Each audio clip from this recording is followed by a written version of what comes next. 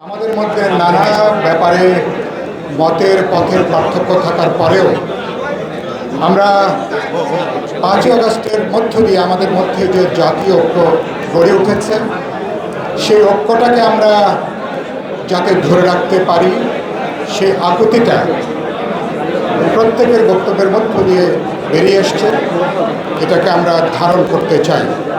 সংকটটা হচ্ছে সরকার সংস্কারের নামে নানা এজেন্ডা হাজির করতে যে এমন এক বাক্স তারা খুলে বসেছেন, যে বাক্স বন্ধ করবার কৌশল, যে বাক্সের চাবি হয়তো তাদের কাছে নাই।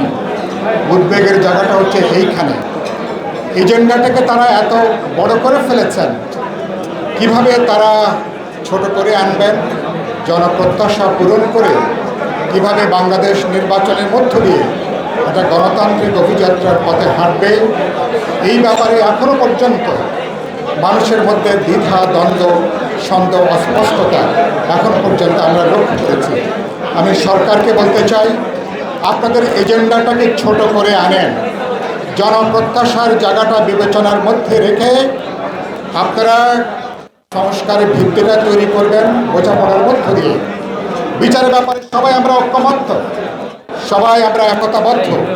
সকল রাজনৈতিক দল অপরাধের বিচার হয়েছে তার বিচারটা চান। সুতরাং সংস্কার এবং বিচারকে নির্বাচনের মুখোমুখি দাঁড়ানোটা কোনো বিবেচনার কাজ হবে না।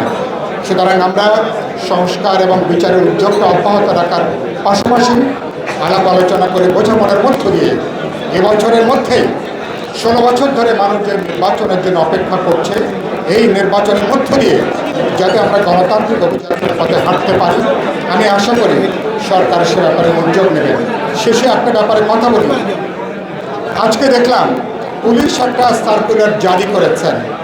জাতিসংঘের মহাসচিবের আসা উপলক্ষে তারা ঢাকার অনেকগুলো অঞ্চলে সভা সমাবেশ তারা বন্ধ করে দিয়েছেন। কি এমন ঘটনা হলো যে আপনি সচিবালয়, শাহবাগ থেকে শুরু করে পল্টন থেকে শুরু করে কাকরাইলের মোড় সব জায়গাতে সভা সমাবেশ আপনাকে বন্ধ করে দিতে হয়েছে? সরকারকে বলতে চাই, এটা যদি কোনো গণবিক্ষোভ থাকে, মানুষের মনে কষ্ট থাকে, এই পথে সংকটের সমাধান করা যাবে না।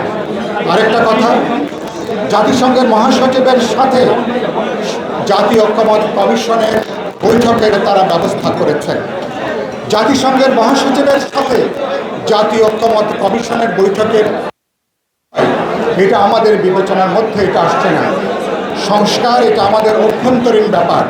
জাতিসংঘের মহাসচিব এ ব্যাপারে কী ভূমিকা পালন করবেন, নাকি তারা সংস্কার এবং নির্বাচনের ব্যাপারেও সরকারকে জাতিসংঘের সহযোগিতা চান? তারা কি জাতিসংঘকে তারা কি যুক্ত করতে চান? যদি সেটা হয়ে থাকে, সরকার উচিত হবে স্পষ্ট করে কথা বলা। আমি বক্তব্য শেষ করব। আমরা সরকারকে দেখতে চাই আপনারা সিধা রাস্তায় হাঁটবেন, জনপ্রত্যাশা অনুসারে ব্যবস্থা করবেন।